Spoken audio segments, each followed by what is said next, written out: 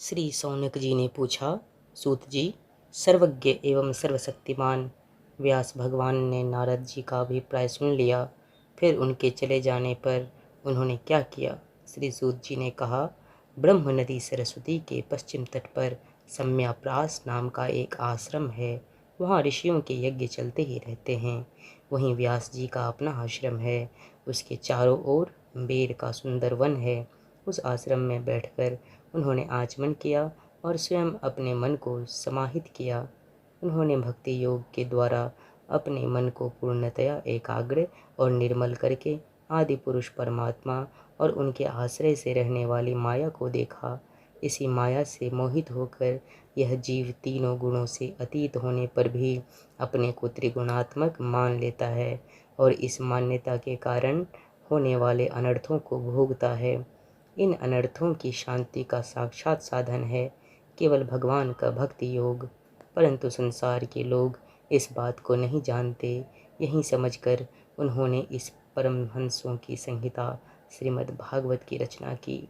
इसके श्रवण मात्र से पुरुषोत्तम भगवान श्री कृष्ण के प्रति परम प्रेममयी भक्ति हो जाती है, जिससे जीव के शोक मोह और भय नष्ट हो जाते हैं।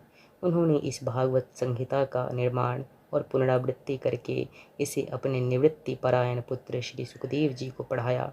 श्री सौनक जी ने पूछा, श्री सुखदेव जी तो अत्यंत निवृत्ति परायण हैं। उन्हें किसी भी वस्तु की अपेक्षा नहीं है। वे सदा आत्मा में ही रमन करते हैं। फिर उन्होंने किस लिए इस विशाल ग्रंथ का अध्ययन किया? सूत जी ने कहा, जो लोग ज्ञानी हैं उनकी अविद्या की गांठ खुल गई है, और जो सदा आत्मा में ही रमन करने वाले हैं वे भी भगवान के हेतु रहित भक्ति क्या करते हैं, क्योंकि भगवान के गुण ही ऐसे मधुर हैं जो सबको अपनी ओर खींच लेते हैं। फिर श्री सुखदेव जी तो भगवान के भक्तों के अत्यंत प्रिय और स्वयं भगवान वेदव्यास के पुत्र हैं। भगवान के गुणों ने उनके हृदय को अपनी ओर खींच लिया और उन्होंने उससे विवश होकर ही इस विशाल ग्रंथ का अध्ययन किया। शौनक जी, अब मैं राजर्षि परीक्षित के जन्म, कर्म और मोक्ष की तथा पांडवों के स्वर्गारोहण की कथा कहता हूँ, क्योंकि इन्हीं से भगवान श्री कृष्ण के अनेकों कथाओं का उदय होता है। जिस समय महाभारत युद्ध में कौरव और पांडव दोनों पक्षों के बहुत से वीर वीरगति को प्राप्त हो चुके थे और भीमसेन की गदा के प्रहार से दुर्योधन की जांघ टूट चुकी थी, तब अश्वत्थामा ने अपने स्वामी दुर्योधन का प्रिय कार्य समझकर द्रौपदी के सोते हुए पुत्रों के सिर काटकर उसे भेंट किए। यह घटना दुर्योधन को भी अप्रिय ही लगी, क्योंकि ऐसे नीच कर्म की सभी निंदा करते हैं। उन बालकों की माता द्रौपदी अपने पुत्रों का निधन सुनकर अत्यंत दुखी हो गई। उसकी आंखों में आंसू छलछला आए। वह रोने लगी। अर्जुन ने उसे सांत्वना देते हुए कहा, कल्याणी, मैं तुम्हारे आंसू तब पोंछूंगा जब उस आतताई ब्राह्मण अधम का सिर गांडीव धनुष के बाणों से काटकर तुम्हें भेंट करूंगा, और पुत्रों की अंत्येष्टि क्रिया के बाद तुम उस पर पैर रखकर स्नान करोगी। अर्जुन ने इन मीठी और विचित्र बातों से द्रौपदी को सांत्वना दी और अपने मित्र भगवान श्री कृष्ण की सलाह से उन्हें सारथी बनाकर कवच धारण कर और अपने भयानक गांडीव धनुष को लेकर वे रथ पर सवार हुए तथा गुरुपुत्र अश्वत्थामा के पीछे दौड़ पड़े। बच्चों की हत्या से अश्वत्थामा का भी मन उद्विग्न हो गया था। जब उसने दूर से ही देखा कि अर्जुन मेरी ओर झपटे हुए आ रहे हैं, तब वह अपने प्राणों की रक्षा के लिए पृथ्वी पर जहाँ तक भाग सकता था रुद्र से भयभीत सूर्य की भांति भागता रहा। जब उसने देखा कि मेरे रथ के घोड़े थक गए हैं और मैं बिल्कुल अकेला हूँ, तब उसने अपने को बचाने का एकमात्र साधन ब्रह्मास्त्र ही समझा। यद्यपि उसे ब्रह्मास्त्र को लौटाने की विधि मालूम न थी, फिर भी प्राण संकट देखकर उसने आचमन किया और ध्यानस्थ होकर ब्रह्मास्त्र का संधान किया। उस अस्त्र से सब दिशाओं में एक बड़ा प्रचंड तेज फैल गया। अर्जुन ने देखा कि अब तो मेरे प्राणों पर ही आ बनी है। तब उन्होंने श्री कृष्ण से प्रार्थना की। अर्जुन ने कहा, श्री कृष्ण, तुम सच्चिदानंद स्वरूप परमात्मा हो। तुम्हारी शक्ति अनंत है। तुम ही भक्तों को अभय देने वाले हो। जो संसार की धधकती हुई आग में जल रहे हैं, उन जीवों को उससे उबारने वाले एकमात्र तुम ही हो। तुम प्रकृति से परे रहने वाले आदि पुरुष साक्षात परमेश्वर हो।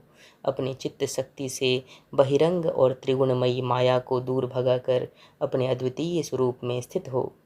वहीं तुम अपने प्रभाव से माया मोहित जीवों के लिए धर्मादि रूप कल्याण का विधान करते हो। तुम्हारा यह अवतार पृथ्वी का भार हरण करने के लिए और तुम्हारे अनन्य प्रेमी भक्तजनों के निरंतर स्मरण ध्यान करने के लिए है। स्वयं प्रकाश स्वरूप श्री कृष्ण, यह भयंकर तेज सब ओर से मेरी ओर आ रहा है। यह क्या है, कहाँ से, क्यों आ रहा है, इसका मुझे बिल्कुल पता नहीं है। भगवान ने कहा, अर्जुन, यह अश्वत्थामा का चलाया हुआ ब्रह्मास्त्र है। यह बात समझ लो कि प्राण संकट उपस्थिति होने से उसने इसका प्रयोग तो कर दिया है, परंतु वह इस अस्त्र को लौटाना नहीं जानता। किसी भी दूसरे अस्त्र में इसको दबा देने की शक्ति नहीं है। तुम शास्त्रास्त्र विद्या को भली भांति जानते ही हो। ब्रह्मास्त्र के तेज से ही इस ब्रह्मास्त्र की प्रचंड आग को बुझा दो। सूत जी कहते हैं, अर्जुन विपक्षी वीरों को मारने में बड़े प्रवीण थे। भगवान की बात सुनकर उन्होंने आचमन किया और भगवान की परिक्रमा करके ब्रह्मास्त्र के निवारण के लिए ब्रह्मास्त्र का ही संधान किया। बाणों से वेष्टित उन दोनों ब्रह्मास्त्रों के तेज प्रलयकालीन सूर्य एवं अग्नि के समान आपस में टकराकर सारे आकाश और दिशाओं में फैल गए और बढ़ने लगे। तीनों लोगों को जलाने वाली उन दोनों अस्त्रों की बढ़ी हुई लपटों से प्रजा जलने लगी और उसे देखकर सबने यही सोचा, यह एक प्रलय काल की सांवर्तक अग्नि है। उस आग से प्रजा का और लोगों का नाश होते देखकर भगवान की अनुमति से अर्जुन ने उन दोनों को ही लौटा लिया। अर्जुन की आंखें क्रोध से लाल हो रही थी। उन्होंने झपटकर उस क्रूर अश्वत्थामा को पकड़ लिया और जैसे कोई रस्सी से पशु को बांध ले वैसे ही बांध लिया। अश्वत्थामा को बलपूर्वक बांधकर अर्जुन ने जब शिविर की ओर ले जाना चाहा, तब उनसे कमल नयन भगवान श्री कृष्ण ने कुपित होकर कहा, अर्जुन, इस ब्राह्मण अधम को छोड़ना ठीक नहीं है, इसको तो मार ही डालो। इसने रात में सोए हुए निरपराध बालकों की हत्या की है। धर्मवेत्ता पुरुष, असावधान, मतवाले, पागल, सोए हुए, बालक, स्त्री, विवेक ज्ञान शून्य, शरणागत, रथहीन और भयभीत शत्रु को कभी नहीं मारते, परंतु जो दुष्ट और क्रूर पुरुष दूसरों को मारकर अपने प्राणों का पोषण करता है, उसका तो वध ही उसके लिए कल्याणकारी है, क्योंकि वैसी आदत को लेकर यदि वह जीता है तो और भी पाप करता है और उन पापों के कारण नरकगामी होता है। फिर मेरे सामने ही तुमने द्रौपदी से प्रतिज्ञा की थी, द्रौपदी, जिसने तुम्हारे पुत्रों का वध किया है उसका सिर मैं उतार लाऊंगा। इस पापी कुलांगार आतताई ने तुम्हारे पुत्रों का वध किया है और अपने स्वामी दुर्योधन को भी दुख पहुंचाया है, इसलिए अर्जुन, इसे मार ही डालो। भगवान श्री कृष्ण ने अर्जुन की धर्म की परीक्षा लेने के लिए इस प्रकार प्रेरणा की, परंतु अर्जुन का हृदय महान था। यद्यपि अश्वत्थामा ने उनके पुत्रों की हत्या की थी, फिर भी अर्जुन के मन में गुरुपुत्र को मारने की इच्छा नहीं हुई। इसके बाद अपने मित्र और सारथी श्री कृष्ण के साथ वे अपने युद्ध शिविर में पहुँचे। वहाँ अपने मृत पुत्रों के लिए शोक करती हुई द्रौपदी को उसे सौंप दिया। द्रौपदी ने देखा कि अश्वत्थामा पशु की तरह बांध कर लाया गया है। निंदित कर्म करने के कारण उसका मुख नीचे की ओर झुका हुआ है। अपना अनिष्ट करने वाले गुरुपुत्र अश्वत्थामा को इस प्रकार अपमानित देखकर द्रौपदी का कोमल हृदय कृपा से भर आया और उसने अश्वत्थामा को नमस्कार किया। गुरुपुत्र को इस प्रकार बांध कर लाया जाना सती द्रौपदी को सहन नहीं हुआ। उसने कहा, छोड़ दो, इन्हें छोड़ दो, ये ब्राह्मण है, हम लोगों के अत्यंत पूजनीय हैं, जिनकी कृपा से आपने रहस्य के साथ सारे धनुर्वेद और प्रयोग तथा उपसंहार के साथ संपूर्ण शास्त्रास्त्रों का ज्ञान प्राप्त किया। वे आपके आचार्य द्रोण ही पुत्र के रूप में आपके सामने खड़े हैं। गुरु द्रोण की अर्धांगिनी कृपि अपने वीर पुत्र की ममता से ही अपने पति का अनुगमन नहीं कर सकीं। वे अभी जीवित हैं। महाभाग्यवान आर्यपुत्र, आप तो बड़े धर्मज्ञ हैं। जिस गुरुवंश की नित्य पूजा और वंदना करनी चाहिए, उसी को व्यथा पहुंचाना आपके योग्य कार्य नहीं है।